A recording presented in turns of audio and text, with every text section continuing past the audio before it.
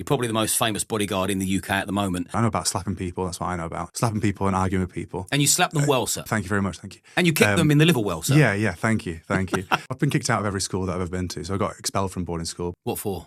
I threatened to kill my headmaster's wife. When I was about 15, 16, I got beaten up outside this mosque in Ashton. I was actually kidnapped. They had a gun to my head in the woods, looking for my friend to try and kill him, basically. So they were trying to torture me for information, stabbed me in my arse, twice in my butt cheek, and then twice next to my butthole. I think I'm the only person that's been stabbed in the anus before. Guns N' Roses or Iron Maiden? Hip to be square or Studio? Willy Wonka or The Never-Ending Story? Do you think the erosion of the UK has been done by design? It can't be because they need workers, because these people are just not working, are they? We bring them over here to sit around and smoke cigarettes outside hotels. I'd be like, shh, don't say anything or they're going to stop all the money. But instead they're like, ha ha ha, fuck you, England. Knowing is not enough. You've got to apply. You have to deal with the biggest problem first. If the hands are around your throat, the first thing you deal with is the hands that are around your throat. Send all these people home, legal and illegal. I don't think Reform are going to do that. They're too busy doing a purity spiral. Any situations that made you think, fuck?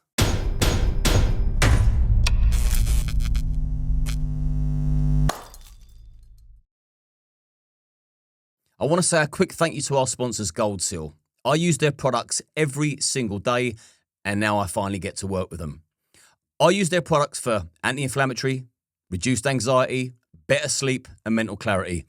I'm going to put a link to their website in the description, along with a 10% discount code for you to take advantage of. Go and have a look at their website, see if there's anything in there for you. I hope you enjoy this week's episode, and good health. Fred. How you doing? Yeah, I'm good. Yeah. We're looking forward to this one. Yeah. Yeah. We rearranged a few times, but we're here now. Well, you're a busy man, and we'll cover the work that you do and why you're so busy and why you're so popular. You're probably the most famous bodyguard in the UK at the moment. So that's what we'll start with. Yeah. How did you become Charlie Veitch's personal bodyguard? I used to work as a charity mugger, like a charity fundraiser. And so at various different times, because he goes he used to live in Salford and around Manchester. So I'd see him out and about while I'd be working sometimes. And then I ended up working at this jewellery store called Boodles. And then at the time, I was waging like a sticker campaign with like anti-socialist, anti-communist action things. I was putting them up around the town centre. And then so he'd come round. He makes friends with all the security guards in Manchester because he's always about town filming and naturally comes into contact with them. So I started showing him, and then we started laughing at it. I saw him walking down the street outside my work just before we had another lockdown, watching Alex Jones on his phone. I was like, oh yeah, how's it going? And then we naturally got working like that. We found out we had a lot in common, and so we ended up going out just for fun. And then it became apparent that I'm like doing a job because he gets attacked all the time, constantly harassed. Especially in Manchester, he can't stand still for more than a few minutes without multiple people turning into a crowd around him and someone going, Charlie Veitch, and then someone walking up to him and trying to shake his hand. Most people are friendly, but it becomes a job because he can't live a normal peaceful life in Manchester without someone there to make sure, The viral slap, in fact, there's been a few viral clips of you. There's been a viral elbow. Yeah. There's been a kick-slap combo. I think that's probably people's favourite. It'd be interesting to know what people's favourite viral moment of yours is. There's been a few. I actually don't twat people every single time I make a video, just to putting that out there. For the record. Yeah, for the record, Your Honour. Yeah.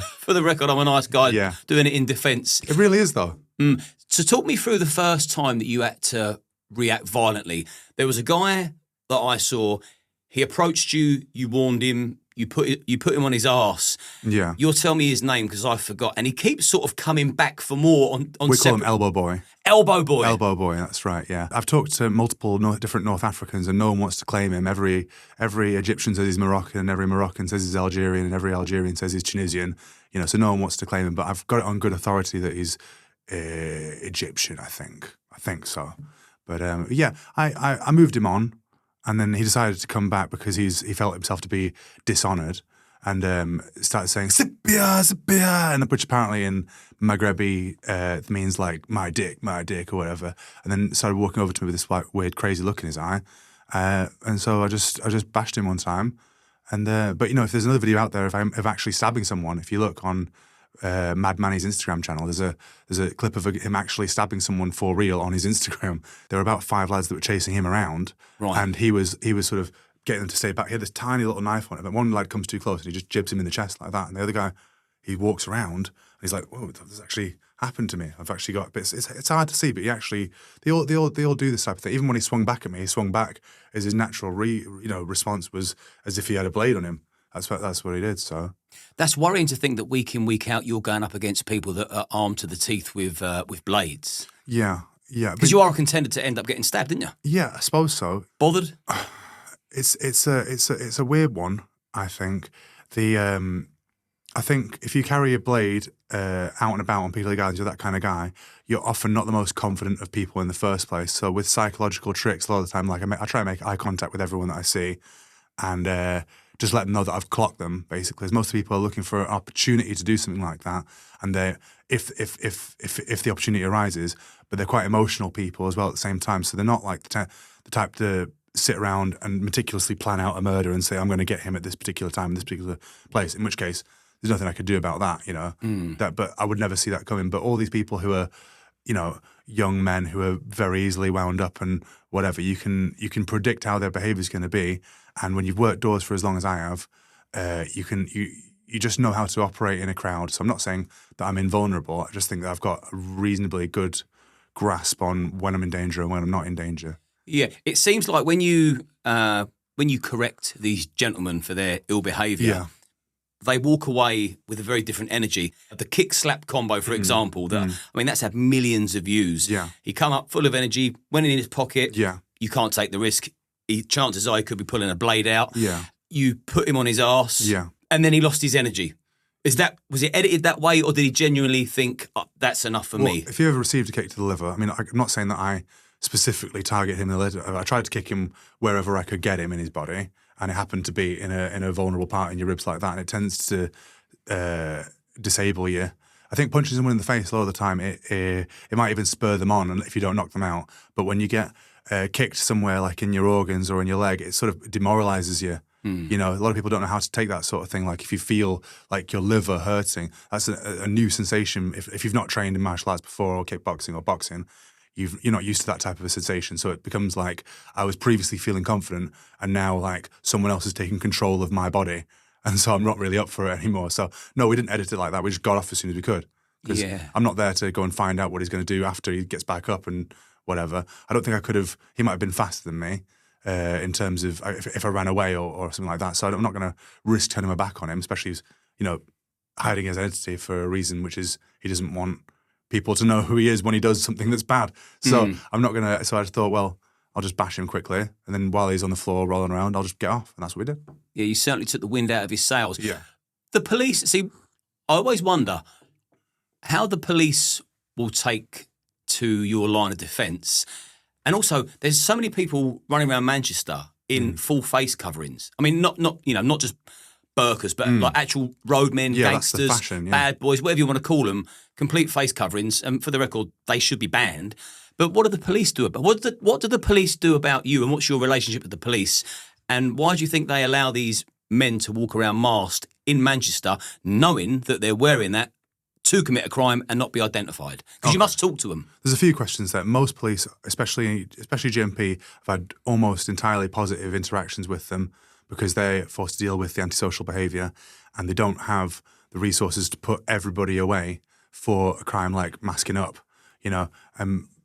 Being masked is not the most serious of crimes, but, it used to be when I was younger, if you were in a balaclava, you were about to rob a post office, and now it means I'm catching the bus.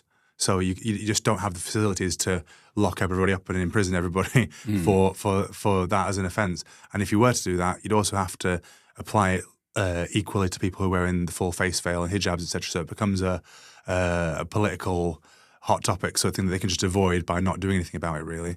So, most police and the rank and file police are broadly, they're normal people just like ourselves. I think as you go further up the police ladder, you get promoted for ratting each other out or for making an offensive joke or whatever, so they know they can trust you. So the further you go up the police ladder, the more political it gets. But the average officer on the street is just forced to deal with everyday criminals and would love to boot them in the ribs, and that's that, but they can't. So I was going to say, the police who are boots on the deck that see you kicking people in the liver, they're probably quite envious. I've had fist bumps, I've had handshakes, whatever, just on the sly when the camera's been turned off, and so that's nice of the police, I think. And you're always heavily outnumbered.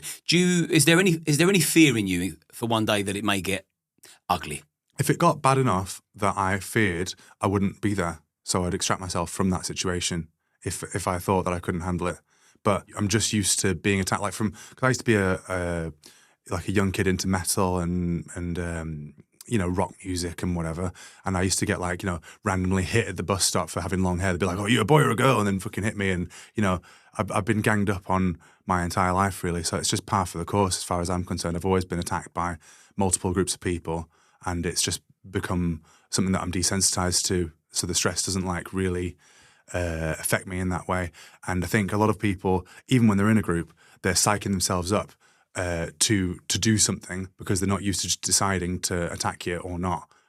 So when they come across you and you're calm enough that where you're not bothered about what's happening, it puts them off at ease. Really, like, why isn't this guy? Because usually when they turn up with a few lads giving it the big, and then they expect you to be like, "Oh, sorry," And when you're not like that and you're making eye contact with everybody and you're treating them just like I'm talking to you right now, they're like, they don't see the opportunity to do what they want to do. Yeah, they can't smell the fear because there is none. Yeah, exactly. So you got into martial arts because you were very hard to imagine anybody picking on you. Yeah. Yeah, martial arts. So what, you were just sick and tired of people picking on you and thought enough's enough? No. How did you fall into martial arts? I was into Power Rangers when I was a kid.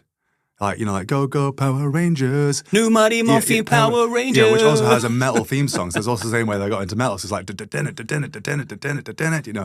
the, and with the, yeah. So I was like, yeah, spin kicks and metal and stuff. That's what I was into. So I was always into the idea of doing spinning kicks and being like, "Ay-ya!" And, that's what I was into, Kung Fu movies.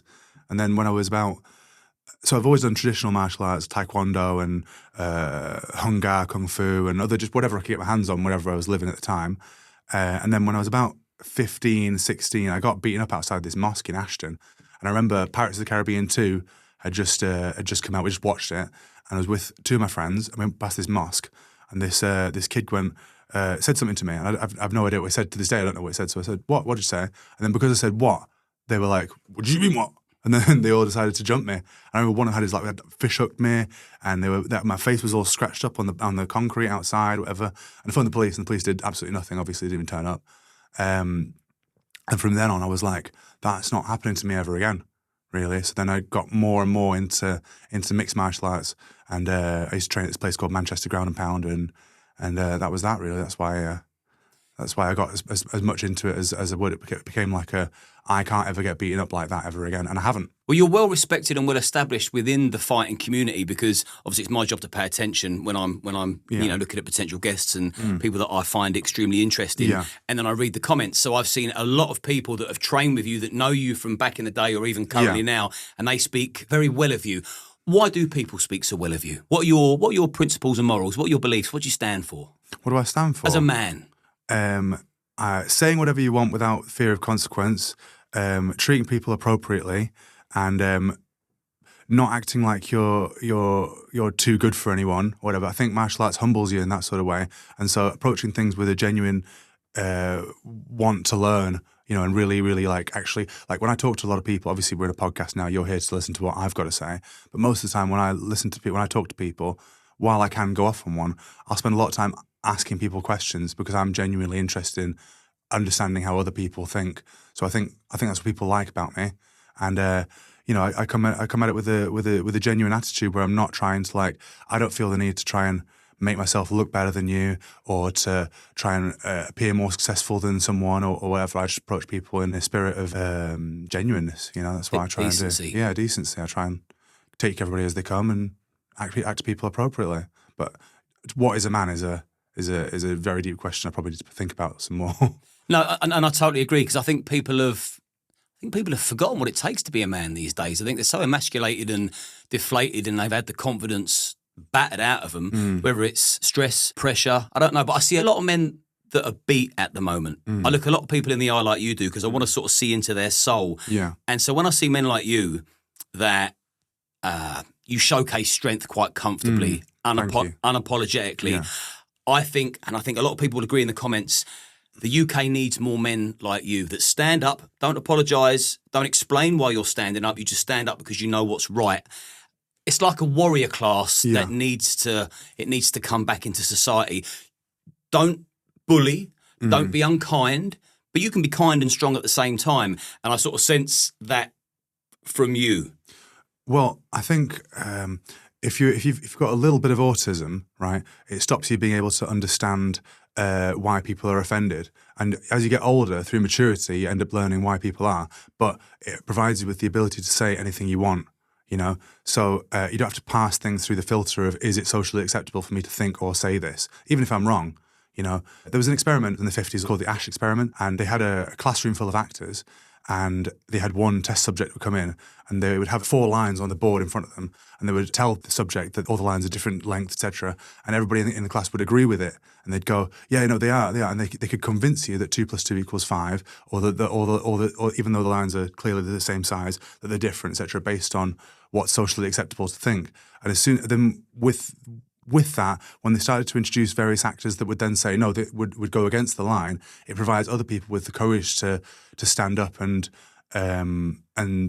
say what the truth is, you know. And because we become so individualized and we're like so detached from our community, our religion, our our society generally, we're all atomized individuals. Then you don't have like the ability to. Maybe other people aren't like me, where they can just say whatever they want, and so. But when they don't have any support network, they just sort of feel ground down, like they've got to say what is necessary to say in order to make their life as easy as possible. And if we carry on doing that, you know, we'll just sleepwalk into our own destruction, won't we? So.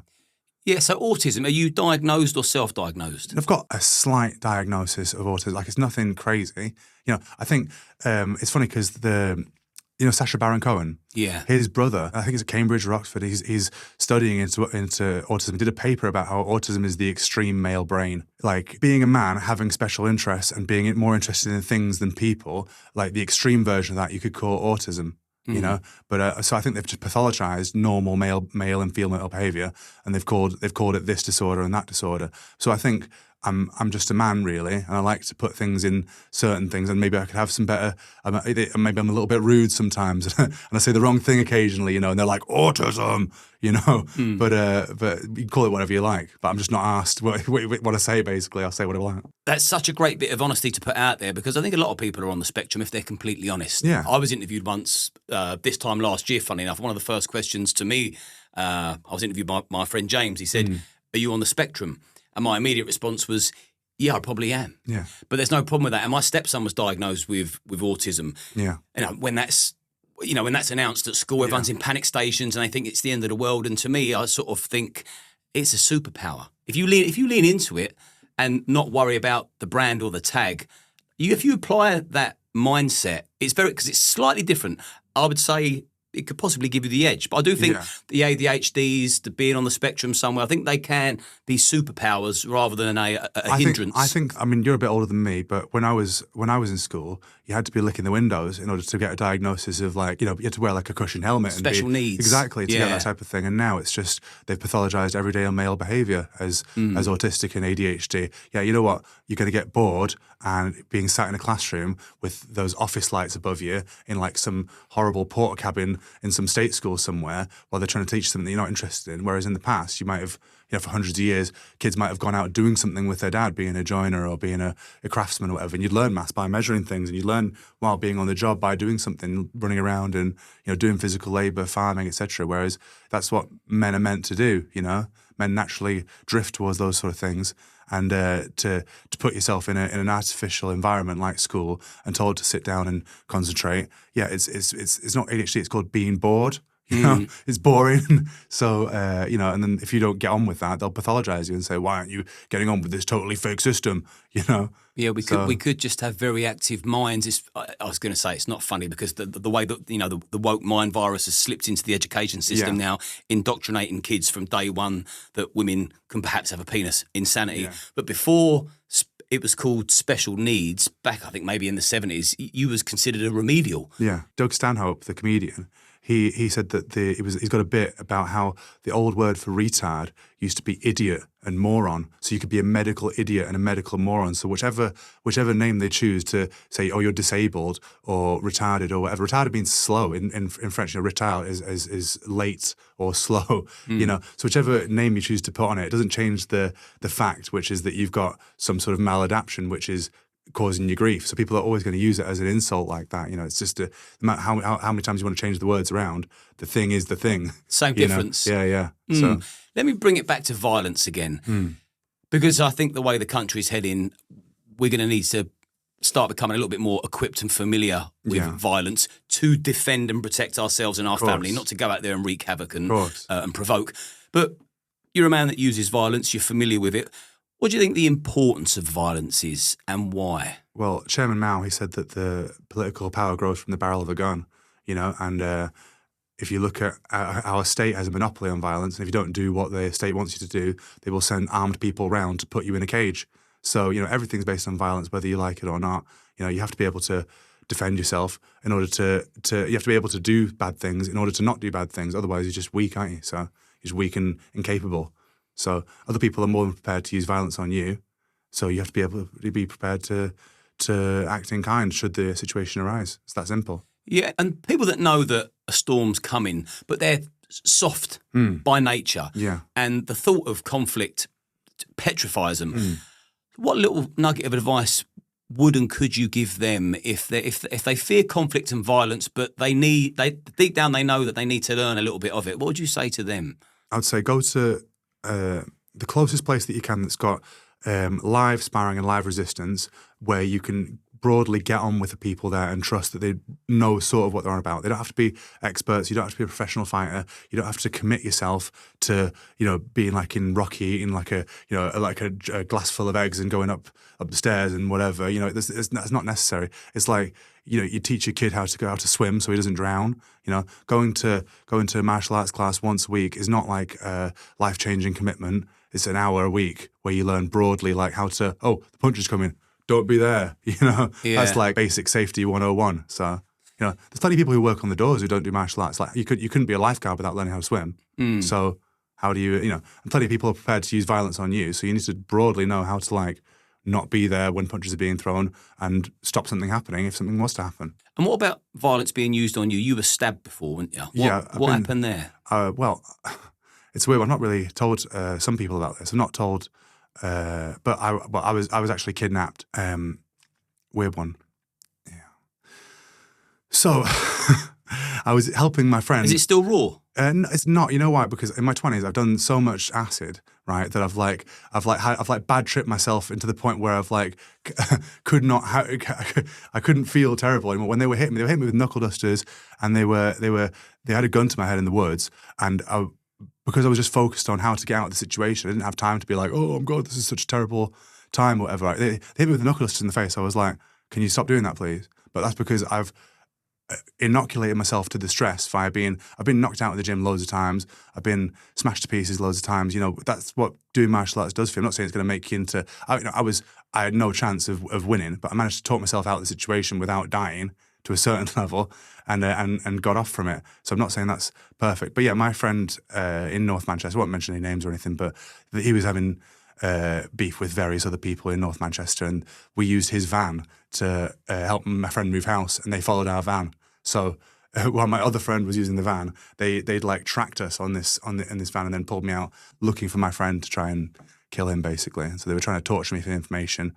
But luckily, I'm a well-spoken individual, so I can say, listen, no, I just buy weed from him, man. I just don't know what's going on. You know, I go to university and stuff. And so they just stabbed me in my arse, twice in my butt cheek and then twice next to my butthole, actually. So I think I'm the only person that's been stabbed in the anus before. So what a great place to reveal this sort of information. And then, I knocked on these people's houses actually in Blakely, and they had loads of Christian stuff on their door, you know, about Jesus, he loves you, and all that type of stuff. I knocked on and said, "Can you phone me an ambulance, please?" They were like, "Go away." I was like, "Okay, fair enough." So I flagged down these people, bleeding out my ass, and then I flagged down these people on the road, and they called an ambulance for me, and they stuck a load of like anticoagulant stuff in my blood, and which is amazing. It's like being on a alien landing craft when you get on one of these things, but. Yeah, it was. Luckily, I didn't get shot. They had like a giant World War II era revolver, and they were holding that to different parts of my head, trying to find out where my friend lived or whatever. But I didn't reveal that sort of information. As it turns out, my friend's dead now anyway. So there you go. It doesn't matter. And you didn't buckle. Obviously, I was pleading for my life. Of course, I was. But I didn't reveal any more information. I wasn't going to turn it into someone else's sort of problem. I was just thinking about how I can best get out of the situation. And so That's what I did the best the way that I could. I couldn't have fought back. There was like 5 or 6 people balaclavaed up. I don't know who one of them is so far. I don't know who the rest of them are. So, and they've all got weapons and I haven't. So I was not prepared for that. So Did you ever get revenge? Not me, but various other things have happened to those people that have nothing to do with me. So I haven't done anything to them, and I wouldn't know where to start because I only know who one of them is. And I don't know. It's not my world, really. No. Actually, while I have a few people that are a bit dodgy as friends, I'm not like involved in that sort of thing. That's not where I've never wanted to be a drug dealer or a gangster or anything like that. So, how did your friend die in the end? He killed himself. And was he a good friend? Yeah, he was a good friend. Yeah, like not the closest friend that I've ever had, but he was a good friend. Yeah. He's only 26. I'm sorry to hear that. Yeah. And just so you know, you're in good company. Yeah. I too have been stabbed multiple times. Have you? At the one sitting 8 times. Fucking And hell. also, I cooked my brain with acid Yeah. when I was very young. Well, actually, it wasn't really me. It was sort of my dad cooking my brain with acid. He would give it to me. So I've had horrendous experiences. Yeah. And you done You can relate then. very much so. Yeah. Well, when I saw that look in your eye and said it's still raw, because I could see like you had a slight moment of feeling perturbed. It's like, oh, I recognise that look Yeah. because I know that feeling. Yeah. And I think acid has got a lot to answer for. And I would put this out there because I know it's kind of recycled itself, acid now, and a lot of people Popular again now. they're going in to Yeah. take it. Yeah. If I can give people one bit of advice, do not go near acid. I mean, I had a great time in my 20s doing acid and mushrooms and DMT and whatever, and it's all fun and games until you get your ass smacked, you know. When it goes wrong, it goes really wrong. Exactly. And you know what? I think there might be a time and a place where there's a perfectly comfortable situation where nothing bad could ever happen, but no one approaches it like that, do they? So, you know, you end up like, losing your mind in public and all kinds of doing all stupid, outrageous things like that. It comes from nowhere in waves. Like you can just get struck with psychosis out of nowhere. Yeah, exactly. Or you can see like an ugly thing, and you know, like I remember once I had like a weird bad trip once because I saw a car exhaust, and it was a snowy day, and because everything was so beautiful in this like middle of this snowstorm, this like ugliness like it like stuck in my mind like a splinter and just poisoned the whole thing. So you're putting yourself in a very like emotionally fragile and receptive space. You don't necessarily know how you're going to react. However, I will say that from these bad experiences that I've had on hallucinogens and good ones, I've in a way it let me, because no one can torture you harder than you can torture yourself. You know, so once you've like given yourself the worst nightmare, when other people are doing something to you, it doesn't like affect you in the same way that it might have done if it was a completely new sort of experience to you. So once you get desensitized to stress through traumatic experiences, they've got their own advantage. I'm not saying go out there and get traumatized on purpose, but you know some things, stress can make you or break you. You know. Yeah, sadly, I agree. And sometimes people that have experienced extreme shock and trauma, it's very hard to relate to somebody that hasn't. And you don't want them to experience that, but you know you'll probably get on better with that person once they've experienced some real hardship and devastation. It's like we can now see the sadness in each other. Yeah. We can feel each other's mood. The eyes don't lie. Yeah. Let's go on to you working the door, because that's my past as well.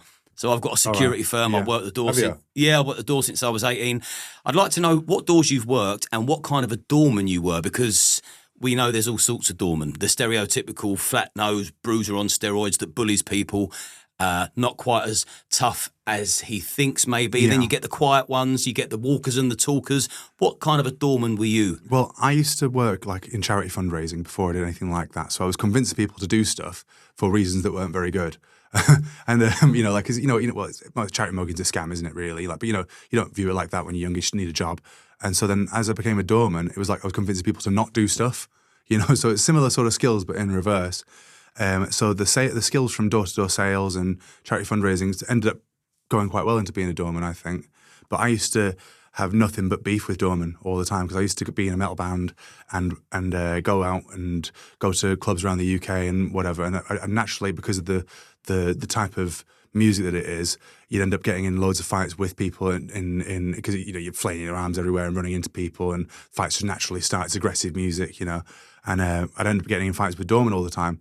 And then, so I had like a vendetta against every doorman ever. I freaking thought they were all just control freaks and whatever. And then I ended up becoming a doorman, weirdly, so I don't know. But yeah, what kind of doorman? I've worked in Manchester mostly. I've worked on Deansgate Locks. I've worked in Wilmslow.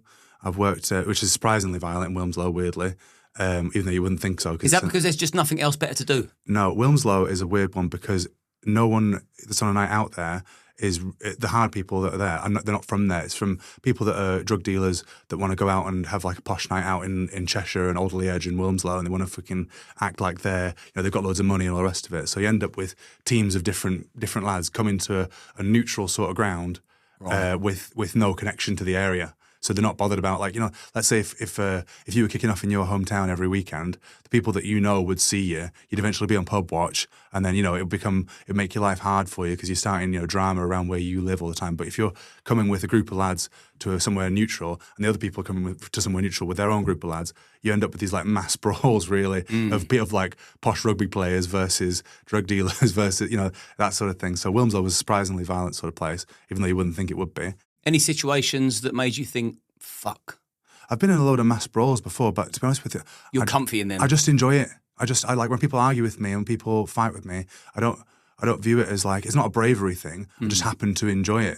It's like I don't know why that is. I should probably feel scared or whatever. But like when you're used to it, you just view it as like a normal eating, sleeping, going to bed, having a shit and having a fight sort of thing. It's just like a natural, just like a dog wouldn't think twice about just ripping up another dog because it's just what they do. It's just like a normal part of being a human, I think. So, were you hands-on, or did you diffuse things with your words? Because you're good at both. Every doorman has been pushed to his limit to a certain level, and most of the stuff that people do that's bad, unless you've got like a drug problem, it happens when you first start.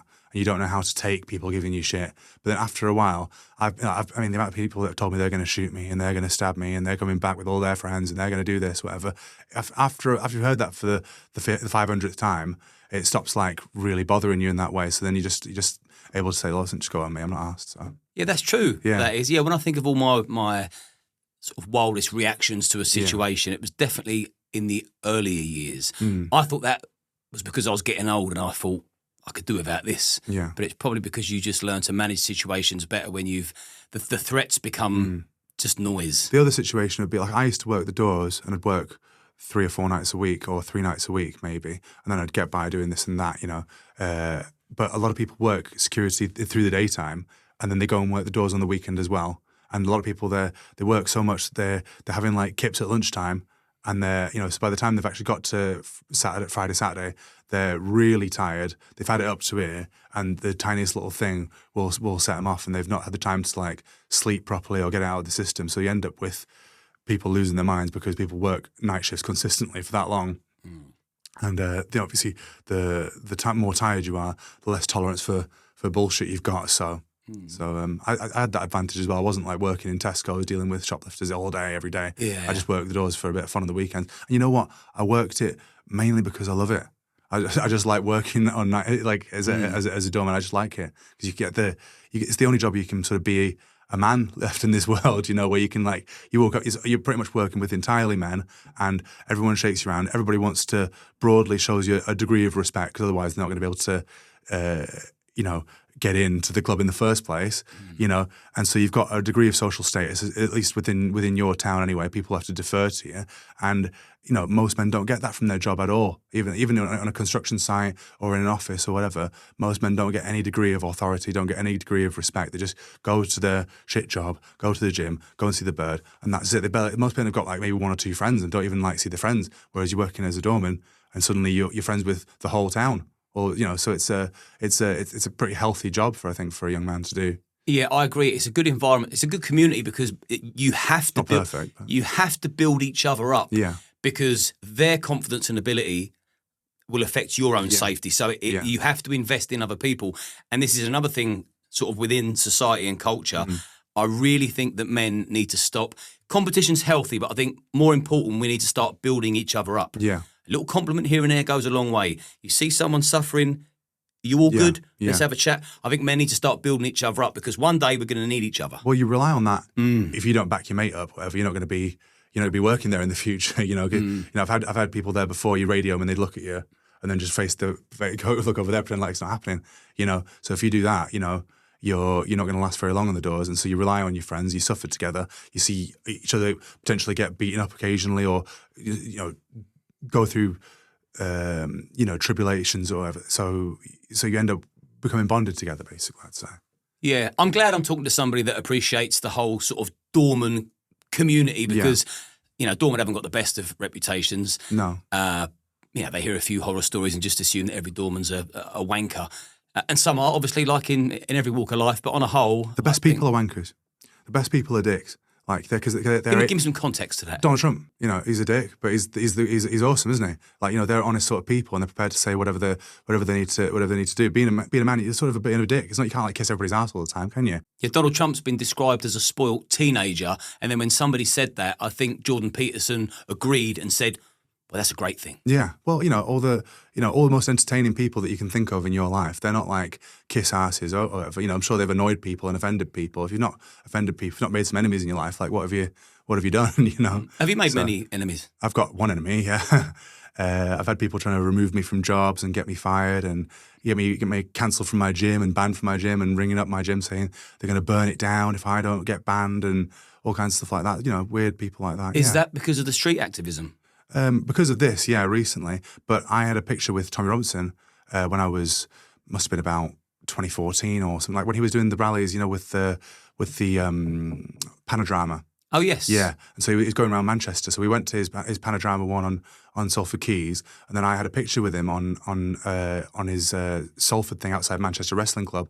Right. And then that picture got around to the people in the metal community, metal and hardcore community, and this internet communist guy that I've got like a super huge beef with he's got me fired from various jobs before he started an internet smear campaign and got me removed from my band and all that type of stuff and got me cancelled. So yeah, I've had that. Yeah, I've had that sort of thing a fair bit. So the band didn't stand up for you? The thing is with metal, right, is you think, oh, it's so offensive and like, you know, the noise is like ching, ching, ching, you know, it's like aggressive, isn't it? It's aggressive music, and if you look at the way people dance, they're spin kicking each other in the head and jumping all over each other and, you know, doing all horrendous stuff to each other. And all the songs are like, you know, especially in death metal, you'll have like Waking the Cadaver's got a song called Chased Through the Woods by a Rapist, you know, or all the horrible detail is like the horror genre of music, you know. But then when you deal with the actual people, they're like, oh no, you can't say that.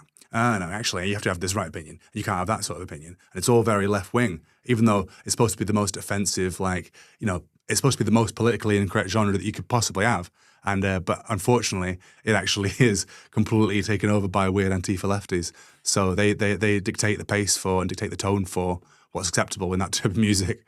So they had to distance themselves from me. That is so interesting to think that death metal isn't as outrageous and raw as you think. It's actually woke. Woke metal. The average metal fan is broadly apolitical. You know, you listen to Metallica and all that type of stuff. But within underground hardcore and metal or whatever, it's supposed to be like anti-establishment. And for some reason, the people think it's anti-establishment to hold all the same views as Pfizer and Microsoft. So, you know, that's what it's a 2 + 2 = 5. It doesn't have to make sense. Quick question before we veer off to something different, and then we're going to go back to the street work. Sure.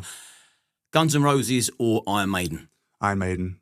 Oh, that's a difficult one. It's a tough one. Iron Maiden's got a greater back catalogue with more good songs, but the Guns N' Roses have got certain songs which are of a much, much higher quality than all the stuff. Do you know what I mean? Anthems, exactly. So I'd say broadly Iron Maiden's got a bigger catalogue of songs that I really, really like, but lots of filler as well, whereas Guns N' Roses have got a few, they've not really been very active, have they, past a certain point. So they've got, you know, Welcome to the Jungle and that type of stuff, which just like hits you hard. And do you know what? I apologise for asking you that question because I wouldn't want to be asked that question. Yeah. That's a fucking tough one. Yeah. I'd say, do you mind? Yeah. I'd rather not be asked that. Yeah. Yeah.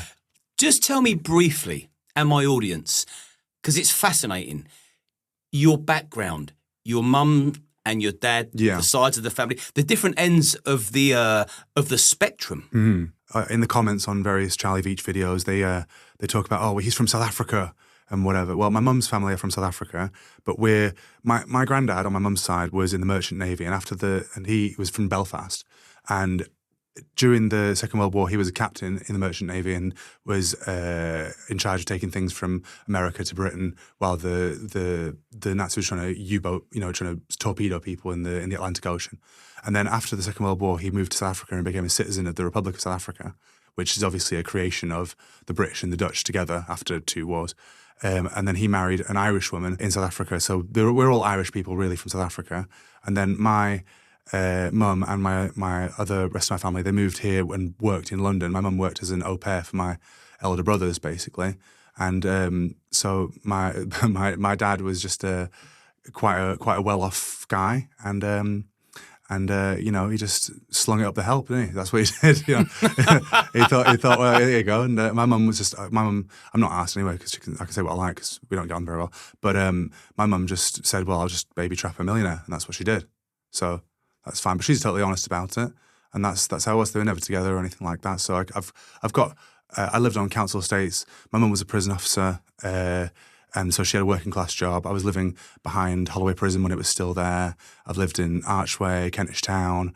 I've lived on rough estates in Manchester, but my dad's also from a more well-to-do background. So I've experienced, really, I have experienced both sort of worlds of like the haves and the have-nots, but at the same time, it's a really unique experience, I think. So.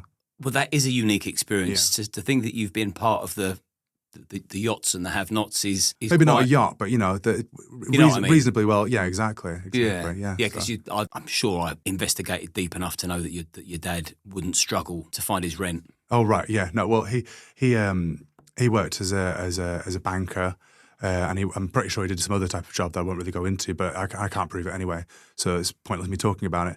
But he's had a very international background, and he's grown up around the world, and he speaks Arabic and French and German to a reasonable degree, and that sort of thing. So I've grown up around him showing me how to be a certain way, and I've also grown up on council estates getting stabbed off people. So it's a big mix. Yeah. You're a very interesting guy, and you went to boarding school. Yeah, I've been kicked out of every school that I've ever been to. So I got expelled from boarding school, but I went to school in Hampstead in London, and then I've been to state schools as well, and I've been expelled from them. And then I got expelled from boarding school when I was about 11, 12. But people think of boarding school as like, oh, really, really posh. But a lot of people like are in boarding school because the military will pay, or like if your parents are of a certain rank and stationed abroad, or certain people who've got like reasonably well-off jobs will spend a third of their income, getting their child the right education. And that doesn't mean that they're really, really rich or anything like that. Do you know what I mean? So I wasn't like at the most prestigious boarding school ever. But after I was expelled. What for? I threatened to kill my headmaster's wife because she used to come, like, when in boarding school, you don't realise how some people get on with it all right, but the people that you don't like, you can't get away from, So like, the teacher that you don't like, that you don't get on with, it doesn't like you back. Well, when school's over, he's still there. So I used to cry every day at boarding school. I used to hate it. I mean, the education I received was much better, obviously, than what a state school could provide, and I'm thankful for that. There's definitely different advantages that I got from that. But she used to come to me and say, "Oh yeah, your parents don't love you, and that's why they sent you here, and you don't want it by anyone." Psychological abuse by teachers and stuff. So it's quite a cruel environment. There were some great people there as well, but it's the point of you can't go back home and have a space to yourself. So you're in a space as a child, vulnerable to, you've got to live with this with the dormitory full of other guys, So it's different, yeah. Are you glad you didn't kill her? Well, I mean, I was only like 11, so I was reasonably committed to doing so when I was there. But yeah, of course, I don't endorse killing people, of course not. No. But yeah, so after that, I went to a pupil referral unit in Oldham because my sister. My dad wanted to get, my mum wanted to get pregnant at like 39, 40. And she thought, this is the last chance of getting pregnant. So she got pregnant off this guy who was in the BNP. They got kicked out of the prison service. And he said he had this house in Oldham, so we could live rent-free in Oldham and so we lived there for about a year or so. And then he kicked us out, so we were just stuck up in Oldham, moving up from London. And so that's how we ended up there, basically. But I ended up in a pupil referral unit, which is called a PRU. In Oldham. What is that exactly? That's when you get kicked out and when they're going to find another school for you. My mum was just like, no, he's not going to hack it in normal school. Just keep him there. So I ended up getting like 4 GCSEs. You turn up at 10 o'clock in the morning and then finish at 2:30. And he's like, the Xbox is a break time, and it's just to keep you quiet basically as a problem child. So I was just friends with all the teachers, so it was fine. And where do you stand politically? What's your political ideology? That's a complicated one. With your background, you could have gone any direction, couldn't you? What was the one that pulled you in the most? Well, I think there's an old adage which is that if you're young and left wing, you don't have a heart, and if you're old and you're not right wing, you don't have a brain. So obviously, when you're younger, you're attracted to to ideologies which give you stuff for free and make everything fair because you're in a shit position in the first place and you can't hope to compete with the men that are out there. So you want to like level the playing field, and you put it under the guise of I want equality and love for everyone, but what you really mean is I want what's best for me. You know, I think that's attractive to all young people. But I was fortunate to have my dad, who has got his political views are different then as they are now. But I even had a teacher called Mandy, and she used to come in and she used to tell me about the fluoride in the water when I was on, when I was on break time and stuff. And she'd tell me about Alex Jones and Infowars and all kinds of stuff. And she even gave me a 9/11 was an inside job bracelet, which I still maintain, by the way. Unlike Charlie Veitch, we disagree on 9/11, but yeah. So even when I was like 12, 13, I was a tinfoil hat wearing conspiracy theorist even then. So I'm steeped in it. Yeah. But my political ideology, it varies really. I think the political ideology varies depending on the situation that you're in. So I think, like, if you look at the aftermath of World War I, it was a extremely tough time for Germany, and it produced an extreme political solution. And so it's like now we're having a nice chat, but someone comes in waving a knife around, then all of a sudden it shirts off and we're going into extreme mode. And I think the extreme circumstances breed extreme political ideologies, and how you avoid massive worldwide conflicts and cataclysms is by giving people the normal things, which is like a normal, safe country without crazy levels of immigration, etc. And you stop these problems before they become really, really extreme solutions. Before we decide to go Yugoslavia mode or you break down in the Soviet Union or that type of thing. Before that happens, if you just give people the basic normal country type experience, then we don't have to go there. And can you see any patterns from past historical events that are sort of rehashing themselves in the UK? What sort of a state do you think the UK is in now? And do you think it's salvageable? I think it could be salvageable. We could salvage it right now if we chose to. Do I think that's likely to happen? No, because we're not organised enough to make it happen. And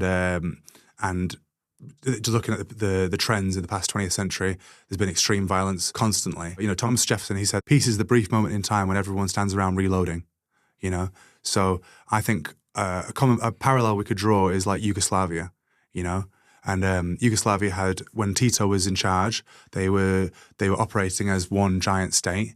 And then as soon as it became uncomfortable and the power structure broke down, then it became the Serbians and the Croatians and the Bosnians and the Albanians and the Herzegovinians, and all the different groups decided to split up for their particular individual groups. And you have to accept that's a part of how the human animal evolves. People are prepared to fight over football teams, you know. So if people are prepared to fight over football teams, right, and people are prepared to fight over what kind of Christian you are, whether you're a Protestant or a Catholic, how do you think it's going to go when you've got 20 different ethnicities with what you've got Hindus, which are pagans, versus Sunni Muslims, extreme Wahhabi Salafist Muslims, living next to Ethiopian Christians, next to the Jews, so you've got everybody with all their different ways of being, and force them into a situation. And then as soon as the benefits runs out, what do you expect is going to happen? Everybody goes to what they're used to. Have you got children? Mm-hmm. Okay, so I use this analogy a lot. So I've got a child, and if someone forced me to say my child lives or your child lives,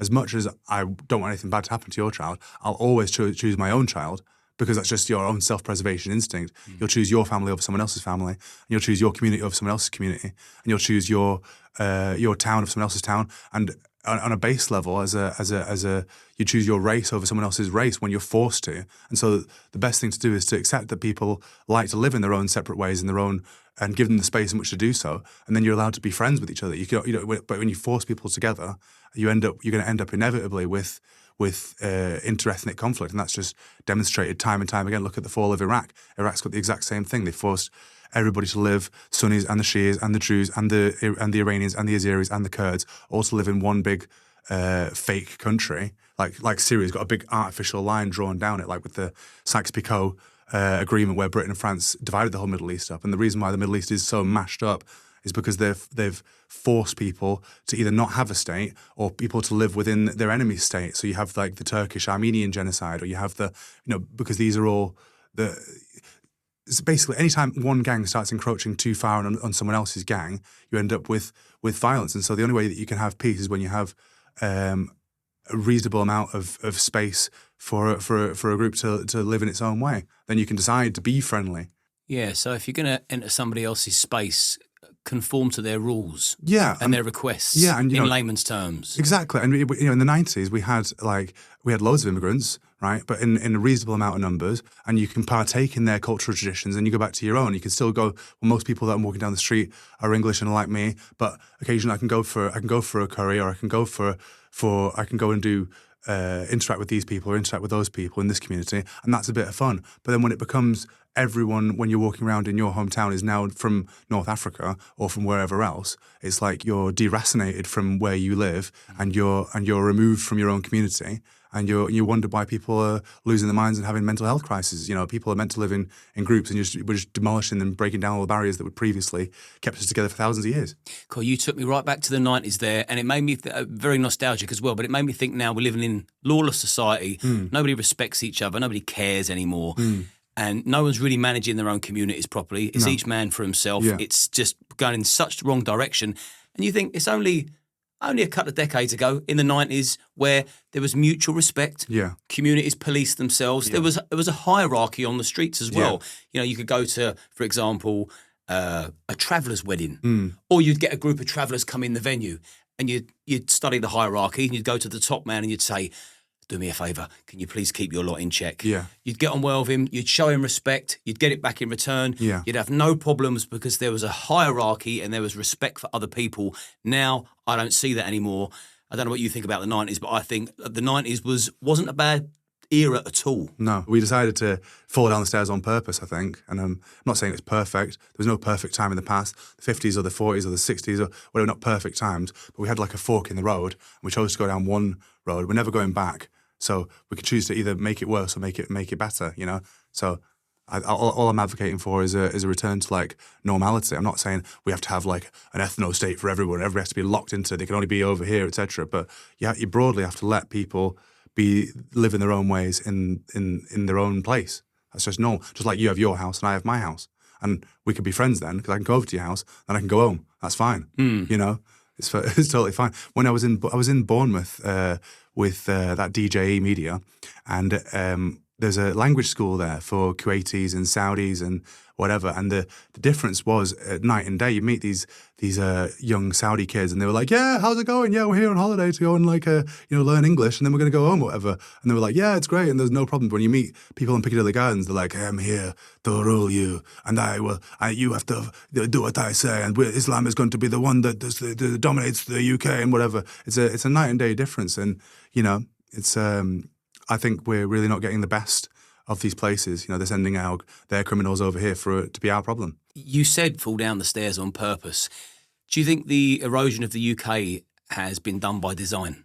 I can't understand what aim it achieves other than if you want to provoke some kind of serious conflict and then have a reason to, problem reaction solution it so that there's a massive giant national emergency, and then people respond to it with like, we need law and order, and then the law and order comes in and it's like this new overarching 1984 type system that we've instead of having it imposed on us, we've like begged for it, so it becomes like a thing that we've done to ourselves. That's a possibility, but I don't know if that's really what it is or not. I mean, it can't be because they need workers, because these people are just not working, are they? We're bringing them over here to sit around and smoke cigarettes outside hotels. Here's another thing that needs to be addressed, and I don't see it being spoken about enough. So we've got illegal migrants in the UK. No paperwork. We know that that drum's been beaten 1,000,001 times. We've got people on the outside, rogue tradesmen, for example, tapping up the illegal migrants, knowing that they've got their food and roof all paid for, and then they're paying them cash, half the day rate of what they'd pay somebody else that contributes towards society and pays their tax. I mean, £50 a day for an illegal migrant labourer is colossal amounts of money. And the people that are doing that... Especially when you send it home. Yeah, they need to check themselves, because you're part of the problem. You really are not helping the situation at all. And when you think... there's going to be a percentage of those people that are in the country that we don't know about are going to be very, very dangerous. Imagine if something was to happen to your daughter, and you're contributing towards the problem because you're using them as cheap labour. Yeah. That's got to stop. Yeah, definitely. These people are you can tell that we're not bringing over the brightest and the best because when you talk to them, a lot of them gloat about how much money they're going to get. TikTok it. That's what I'm saying. If I turned up in someone else's country, I'd be like, shh, don't say anything or they're going to stop all the money. You know, I'd be like, let's act as best as possible so that these people can keep me here for as long as possible and finance my free lifestyle without pissing everybody off. But instead they're like, ha ha ha, yeah, look at all my free shit that I've got. Fuck you, England. You know, that's what these people are like. So we're definitely not getting the best, are we? So. And the fact that we're so weak is fueling their arrogance. It's like the world's watching and we're a fucking joke. Just taking it back to street level because you used the word organised and it flicked a switch. Mm. So you see right and left, protesters, counter-protesters, street level at least, as unwell, and I truly believe that street level leftism, liberalism, is a state of mental health. It's kind of a crisis. Yeah. But what I've observed is they're organised. Yeah. Am I right or have I misread that? No, you're right. They've all got the same signs, haven't they? They've all got the same uniform signs. Most people, it's like, you know, when you go to watch pro wrestling, you'd be like, you know, fuck The Rock or whatever, or Austin 316. You write your own signs out because you passionately believe about whatever it is that you're going to sign. Most people who are interested in protesting might make their own sign, but then to all have the same signs bust in, it's all the same people in the same locations. So, but to the casual observer, it looks like there's a decent left-wing community in every town. But in reality, they're always the loudest minority. So, yeah, they're completely organised for the purpose of disrupting our movement. Really, they're just that's where they have the advantage, is that they're an organised minority and they've got the flexibility to be everywhere and go everywhere. Whereas ordinary people, they've got jobs to do and kids to take care of, etc. These lefties, they don't have kids. You know, they don't have responsibilities. They're all about themselves. They're all individualistic. But you know, so that's why they're free to go and be at every protest around the country. So yeah, shouting loud to make themselves feel important because really they're not important. They've got nothing to conserve and they've got no one that looks up to them. I always think to myself, make the right decision, do the right thing because someone somewhere is looking at you for guidance. And I just don't feel like those lefties behave in that manner. Yeah, it's a power play. It's a power play. They get to feel important and feel moral by doing it. You know, people talk about Palestine. I'm sure it's tragic what's happened to various innocent civilians in all over the world who get caught up in all this type of stuff. But you realise that these people, it could be any flag that they care about. It could be any cause that's like, you know, they could substitute in, and it could be anyone else's flag. They're not really bothered about that. They're there to make themselves feel good and to give you shit, basically. That's what they're there for, to make themselves feel good. Let me bring it back to your street activism stroke security work that you do for Charlie and other people, because I can see that the deeper you get into security in the street movement, I can see you becoming an activist yourself. Yeah. And it's going to be very interesting to watch how you progress from here. I'll certainly be keeping an eye on you, and I bet people watching up till now will be following suit. So when you're in Piccadilly Gardens, for example, a couple of things I want to ask. Do you ever feel sorry for the down and outs that you see? And also, what's the most common threat that you look out for? It's hard to feel sorry for people that on purpose move towards you and try and give you shit. So when you're coming towards me, telling me trying to command me to not do this or trying to attack someone, I don't really have much empathy for you. Then at that point, there's plenty of people that are suffering and they just get on with their suffering, and I empathise with them completely. But most of these people, you know, they could go and do their drugs somewhere else in private and not make it anyone else's problem, but they choose to go out into the busiest place possible and act in an antisocial sort of way. So if you're depressed and on drugs and you're having a terrible time, that's not good. But why do you have to make it everyone else's problem? Yes, fair answer. Where's the accountability at that point? You know, everybody knows that it's wrong to do certain things, you know. So you can feel bad and you can be addicted to drugs and you could be a mess. But to go out and start shouting at people and throwing things at us and trying to steal and, you know, just generally behaving like a nuisance in town is like, where does that come from? Yeah, I suppose at my lowest point in life, I never thought it was okay to throw bottles at people and bricks and stuff like that, and start carrying blades and waving them about. Because I've seen all kinds of madness with what you do and what you've got to contend with. That place, like sort of beside the river or beside the stream or whatever it is, where people actually go to meet other men and just randomly sleep with each other. Cottage Cove or something? Cottager's Cove, yeah. Cottager's Cove. That's the dogging spot, yeah. That's an actual thing. Yeah, yeah. That really happens. I saw a video the other day of a guy with 4 other gentlemen who was just taking turns to polish them all off. My mate went down there with a GoPro and just sitting having a go at it. That's just what the casual. I was with Dan from DJ Media, and we saw a guy and he had a giant poo smear like across his shirt. I mean, use your imagination as to how that got there. They're never like super in shape gay guys. They're always like horrendous, horrible personal hygiene sort of taking whatever fellas. they can. Yeah, exactly. I think part of it is how horrible it is what turns them on, how ashamed they are of themselves gives them a kick, I think. Wow. Yeah. I mean, where are the police in Manchester? How on earth is that being allowed to take place? They're just not bothered. I've never seen the police down there one time, really. Never seen the police down there. The police do turn up. And I'll say the British police are much better than the German police. If you die or have a serious accident on the street in Britain, an ambulance will at very least turn up for you. Whereas in Frankfurt, I was watching people ODing on the floor, needles sticking out their arms, rocking back and forward, frothing out of the mouth, borderline about to cop it, and the police just drive by and ask you why you're filming. You've been out in Germany doing security for Kurt Kaz, for Kurt Kaz. And how did you find that over there? Is it more volatile in Germany or the UK? We are bad. They're even worse than us. Yeah, the mindset in Britain, because of the Magna Carta and the way our history is we sort of have a sense that every man is broadly allowed to do and say what he wants on some level and not be bothered by someone else. Obviously, there's exceptions to that. In Germany and France and other places like that, in Europe, people think they have the right to like come to you and start telling you what to do, like they're in charge of you. So you could be filming something completely unrelated. Someone come to you from over here, and be like, "No camera, you cannot." It's a much more like authoritarian sort of place. It's completely controlled. Frankfurt's completely controlled by the Albanian mafia. Oh, is it really? Yeah. But they've got streets on there. Like it's weird because you've got Patrick Bateman types that are walking around being like returning videotapes and whatever, in the financial district, and then you've got streets where they just let them smoke crack on purpose. On like our crackheads, right? They'll go and they'll get in an alcove or under a bridge and like do the drugs somewhere where they can like pass out and whatever. Whereas in Frankfurt, people just do it on the street, walking around smoking crack, like smoking a cigarette. Again, you've just mentioned American Psycho, so I'm going to ask you another question, sort of off topic. Okay. Hip to be Square or Sudio? What's your favourite song? Hip to be Square. And I apologise for asking you that question because I wouldn't want to be asked that. That's another. Do you mind? That's personal.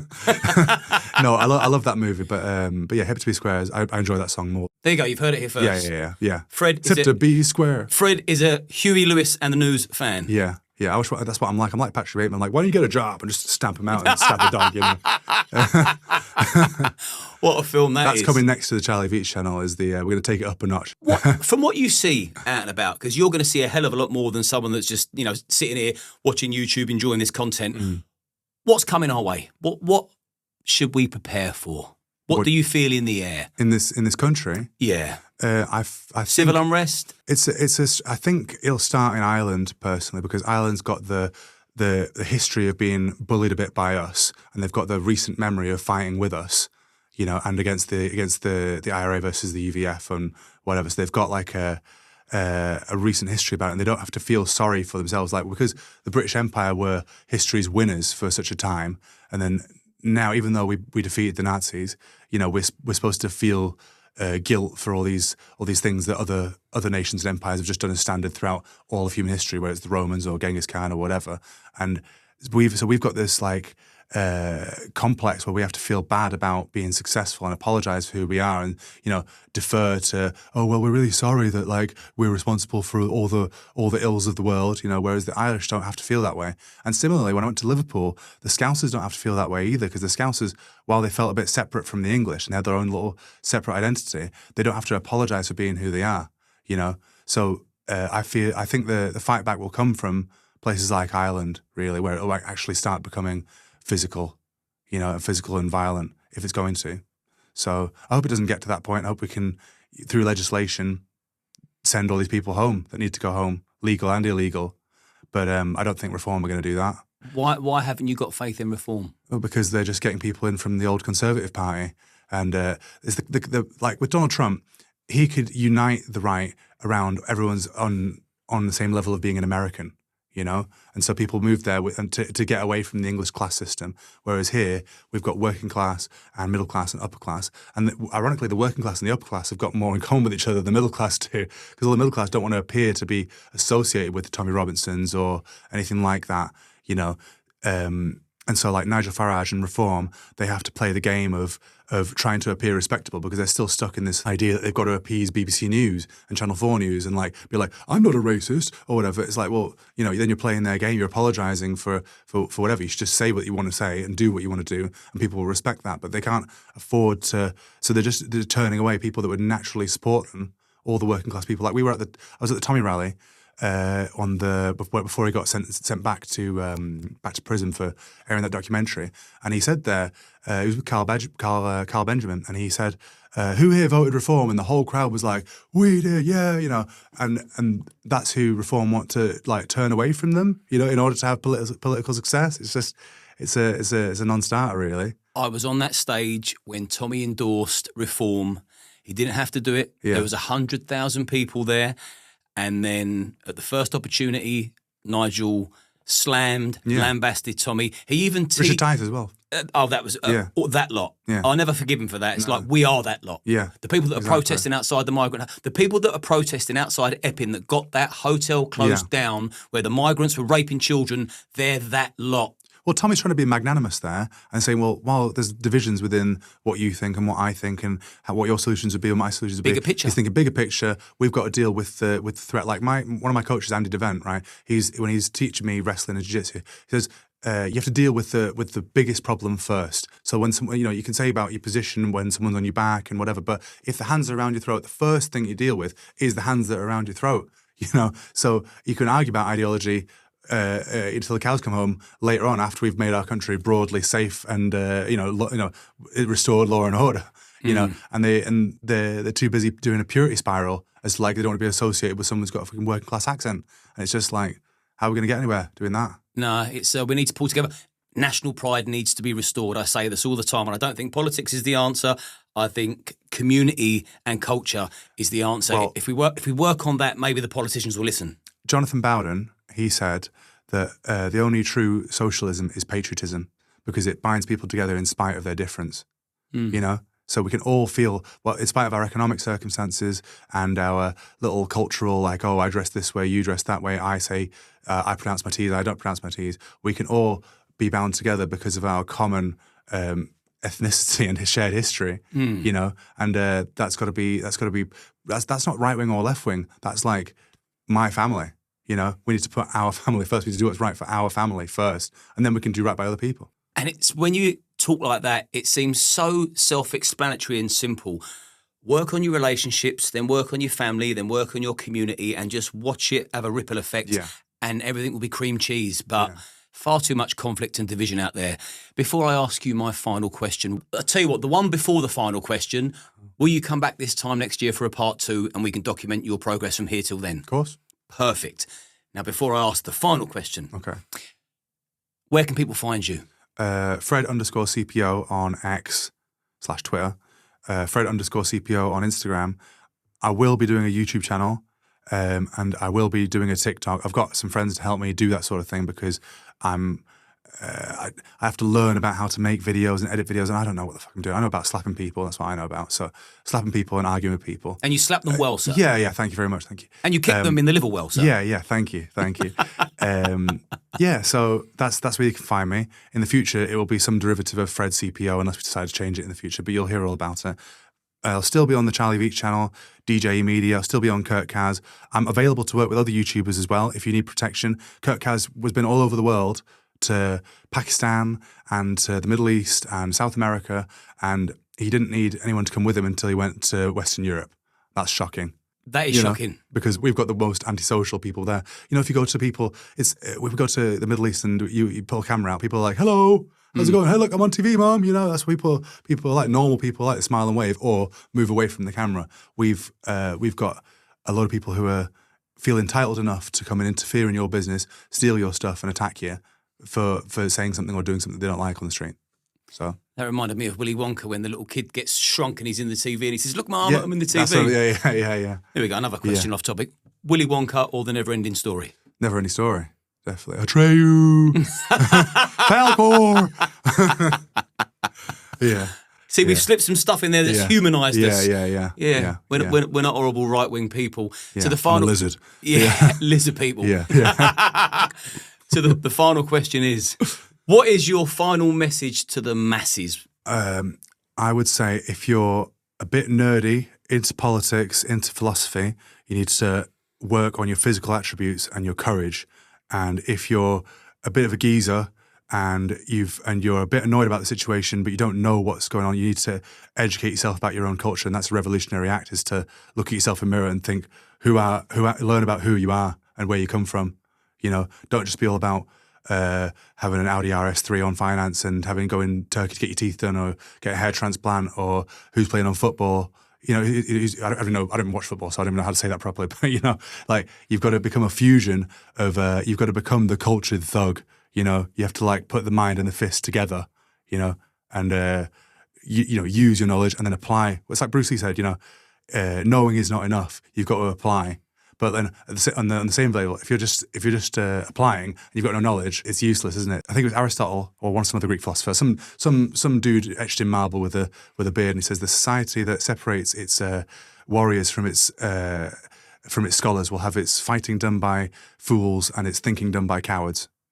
So you need to become both educated and tough. I tell you what, that is a phenomenal final message to the masses. Yeah. And I was so tempted to interrupt and say we use emotional content. But I didn't. I held back because it was too good an answer. If you enjoyed watching Fred and you like these kind of conversations, you know damn well you're not going to get them on the mainstream media. Please remember to like and subscribe to the channel. It takes 2 seconds and it costs $0. I'm going to put Fred's links in the description so you can go and follow him and his journey. I know I certainly will. Until the next time you've committed to a part 2, I'll look forward to that. And a part 3. And a part 3. We'll just keep going and going and going. There's more films and songs that we haven't covered yet and we will do in the future. But until then, I'll be following you and good health. Top one. Thank you, Nice sir. one. Thank you. Cheers, mate. All right.